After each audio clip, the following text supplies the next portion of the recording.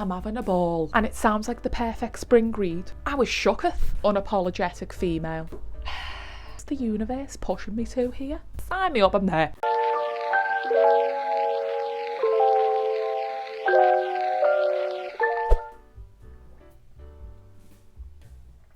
Hi everyone, and welcome back to another video. Milo's itching. I'm Ray, What Ray Reads. Follow me on Instagram. Go on, you know you want to. Yeah, you do. You do.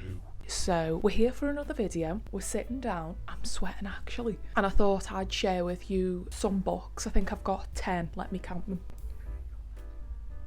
Yeah, I think there's 10 books that are on my spring TBR. You know, spring's springing, she's starting. We're seeing the blossoms in the trees, the daffodils are sprouting, tulips are sprouting, the days are getting longer, it's getting warmer, and that means more reading. I'm a mood reader personally, so I have a selection that, you know, I want to get through in some order, but this is a selection of books that I definitely want to prioritise over the next couple of months. So let's get into it, shall we? Oh, actually, before we do, we hit 1,000 subscribers, which I was shooketh, because I remember when I got 10 subscribers and I was like, yes. And then I had 50 subscribers and I was like, and 1,000, I'm like, how do I have 1,000 subscribers? I'm the, you know, exploding head emoji. But yeah, I just want to say thanks so much to everyone who's taken the time to watch any of my videos, everyone who's subscribed and supported the channel. It does mean a lot to me because, you know, I do put a lot of time and effort, which, you know, I want to, into the videos, and it's been quite, you know, a confidence builder, and it's been a nice leap into more long form creative content, and I'm having a great time. As we say in the UK, I'm having a ball. So if you're not subscribed and you've just clicked on this video and you're like, who's that weirdo? Hi, I'm Ray. Yeah, so make sure you're subscribed because we've got loads of great videos coming soon. Without further ado, let's get into the books.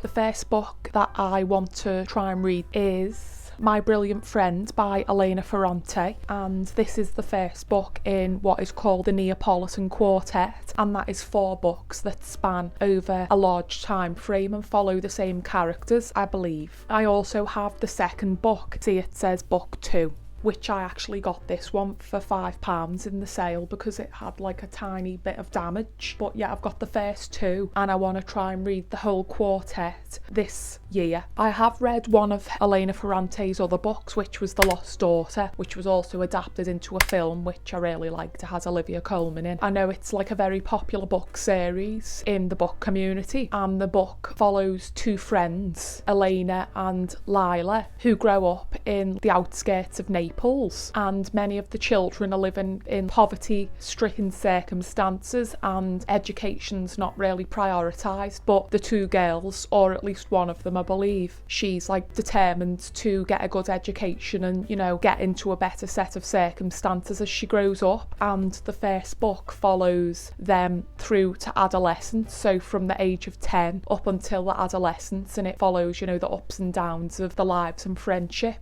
But I looked online and it said it's supposed to be like a wonderful and beautiful exploration of coming of age and female friendships, and you know, she loves that. Strong female lead, complex female characters, family dynamics, family drama. Sign me up. Yeah, let me know if you've read it because I'm gonna definitely aim to read the quartet. Next we have 1,000 Splendid Suns by Khaled Hosseini. I hope I've pronounced that right. And this is another one that's like really popular and people really love it on Bookstagram and in the book community. I've got itchy hair.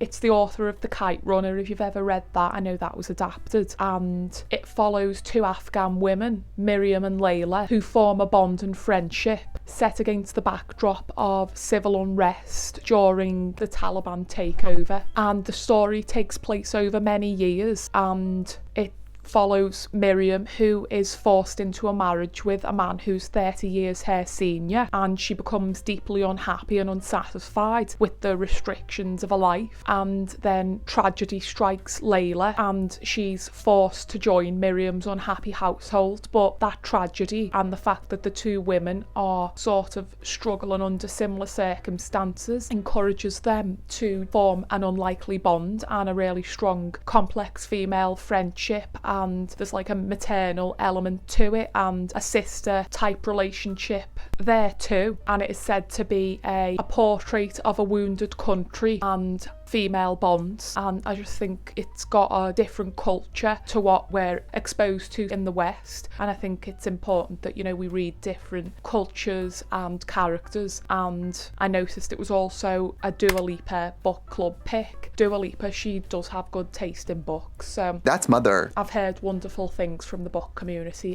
Next we have The Queens of Sarmiento Park by Camila Sosa Villada, and this is a book set in Argentina. We're travelling, and it's a book that I kind of picked up on a whim in the LGBTQ plus section in the bookstore, and I was just drawn to it. And I love reading and exposing myself to queer and unique stories of marginalised characters that don't really get the time of day in a lot of the stories today. And it apparently follows a group of queer characters who live in, quote, the queerest boarding house in the world. Sounds iconic. They're a family at home and they're a found family in the boarding house, and it follows, you know, the trials and tribulations of these unique group of characters. And then at night they get dressed up, they get dolled up, and they go to work and earn money down at Sarmiento Park, and they keep each other company. They're drinking a bit of whiskey, they're laughing and joking, and then one day they hear a baby crying coming from the bushes, and they go over and investigate, and they find an abandoned baby boy, and they decide that they're gonna take him home and look after him. And it is said to be a story of hope, fear, tragedy and prejudice, and it focuses on and highlights sex work, gender identity and chosen family, which is something that's very prominent in the LGBTQIA plus community. And I love queer stories, and I always try and make time to read them and, you know, broaden and diversify my reading habits, and you should too.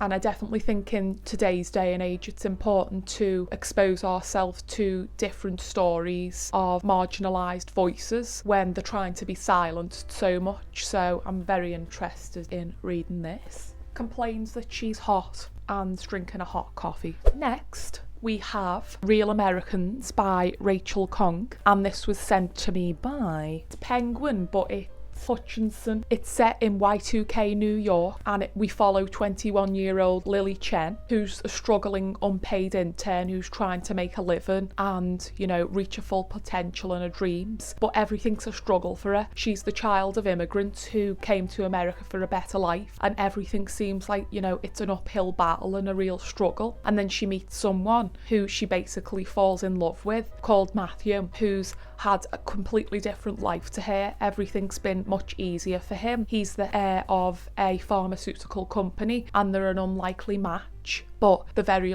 connected to each other in a lot of ways. And this is said to be a powerful story of race, class and visibility, and sounds very contemporary and interesting. So next we have Martyr by Kaveh Akbar, and this has been getting a lot of praise and love on Bookstagram, but in the book community too. And I'm just going to put up the American version of the book cover here.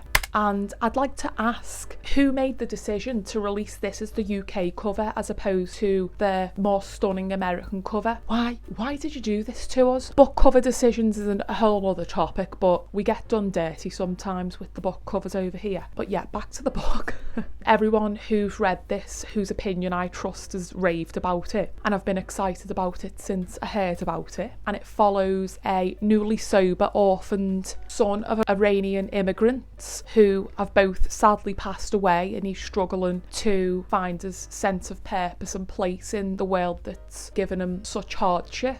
Plus he's got his struggles with addiction, and he's looking for comfort and connection and understanding about our place in the world through faith, art, poetry. And one day he befriends a painter at a museum who is terminally ill, and they strike up a unlikely friendship and bond, and I think it follows their relationship and their own personal struggles. It seems like it's, you know, teaching him a lesson through him seeking things out, but it's also said to be electrifyingly funny. So I think this might be his first book, but it's received lots of great reviews. Very excited to read this. Also, both of these books are like, were they designed by the same person? What is with that colour scheme? Next we have The Comeback by Ella Berman, and I thrifted this on Vinted. I think it was like £3. But if you watched my other video, what I've read so far in 2024, then you know I read this author's other book, Before We Were Innocent. I wasn't that impressed by it. I wasn't impressed. That's my Scottish accent.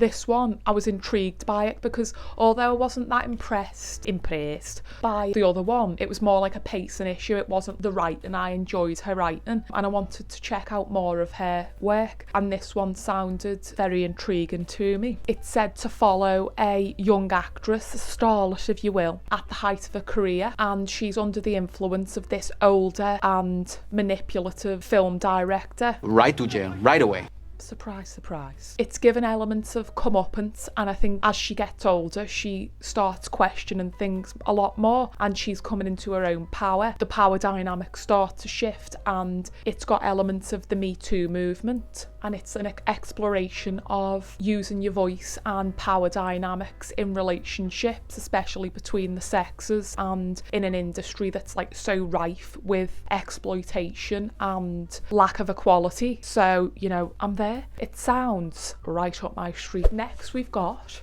Tom Lake by Patchett. Yeah, I've wanted to read her work before because I've seen a lot of people, you know, people either love her or they hate her, and this one just appealed to me because the story, again, I don't know what's in the water here. It's got like movie star sort of film industry qualities to it. It's like there's a subconscious thing where I'm like, that's movie star element and so is that. This is more old Hollywood, I think, though. And this was another book that I thrifted. It is set in Michigan and it is basically a retelling. The main character is being encouraged by her daughters to tell the story of her love story when she was younger with a famous movie star, and it's from the point of view of a female who's, you know, she's lived a lot of life and she's reflecting back and telling a story of the life she lived when she was her daughter's age to them. And I don't know about you, but I loved getting told stories like of family members when I was younger, and I was like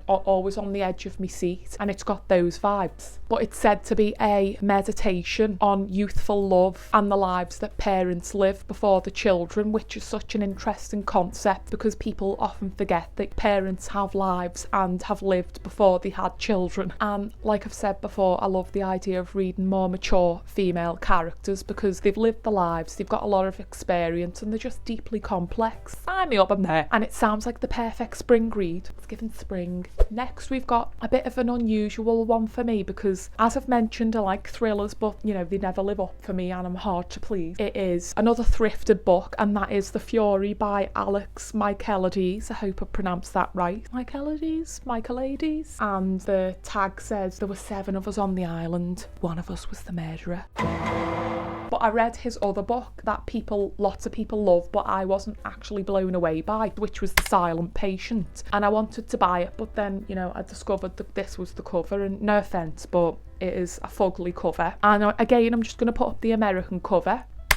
Why did we get this one? Sorry, but that is just tacky AF. I said it, I'm not taking it back. Anyway, this one seems like a page-turner thriller whodunit, and when I was looking into it, I was like, what is in the water or in my subconscious? Because them 2 books prior were about movie stars, and this one is about a reclusive ex-movie star who invites the friend to a Greek island for a party. All those 3 books have got like movie star Hollywood elements, and I'm like, the universe pushing me to here. But like I said, I've read one of his books and I'm going to give him another chance and see what I think of this, because I do want like a mystery thriller, and this one seems like a whodunit set on an island and it's given Cluedo. So it seems like a light page turner, and I'll just give it a go and let you know what I think. And then we've got another book that I was sent by a publisher, and that is I'm F***ing Amazing by Anoushka Warden, and this was sent to me by Trapeze. This one is said to be kind of Fleabag-esque if you are a fan of Fleabag. The tagline says, what becomes of a happily ever after for a woman who can't stand sex with the best guy ever? I'm intrigued. and it seems like a witty sort of exploration of sexuality and female pleasure. And the story follows a woman who explores her own sexuality and pleasure after feeling deeply unsatisfied from previous relationships with men. And it sounds quite light-hearted and a bit raunchy, but it's given kind of brutal honesty. It's given unapologetic female. So I'm down for the ride. And then finally, we've got the book that I'm going to start reading next, which is Monsters, A Fan's Dilemma by Claire Didera. What a gorgeous cover as well. And this one I wasn't aware of, but I seen a friend on Bookstagram reading it. It's a story of exploration on how to engage with art and artists and people we have loved or admired for their work when they are discovered to be not very nice people or monsters or creeps or scumbags. Cough, they're always men. Sorry, but it's the truth. And it's explores how to engage with art or music, film, literature in a post-Me Too movement, because, you know, a lot of these people, we know it's, you know, there's a gender bias there anyway in art worlds, but it's always women who are exploited at the hands of these powerful figures, these charismatic artists, and it's like they get a free pass for that behaviour, and it's like, no you don't. Not on my watch. And like when you become aware of the bad, you know, skeletons in these people's closets, I don't know about you, but I'm just like, oh, I can't look at them or look at the work the same again. It's just in the back of my mind, like, they're a horrible person, they're an abuser. I'm curious how the author tackles it, because it's such an interesting and for some very touchy subject. I know some people can be like, oh, I don't care, separate the art from the artist, and I'm like, no bitch, I can't. Because where's the line? You know, where'd you draw the line? These red flags tell us a much deeper thing about these people. I'm like that meme, Toy Story meme of Andy, where he drops the toy of Woody and he's like, I don't want to play with you anymore. I don't know, why don't we just like uplift people who aren't rude and abusive? How about that? They're all the books that are on my spring TBR. Let me know what's on your spring TBR, and if you've read any of them, what did you think? Let me know if there's any videos you want me to make, and like, comment, subscribe, put on that bell notification so you can get notified when this princess, this queen, makes a new video. I appreciate all your support, it means a lot to me. So yeah, thanks for watching. I hope you enjoyed the video, and I'll see you in the next one. Bye.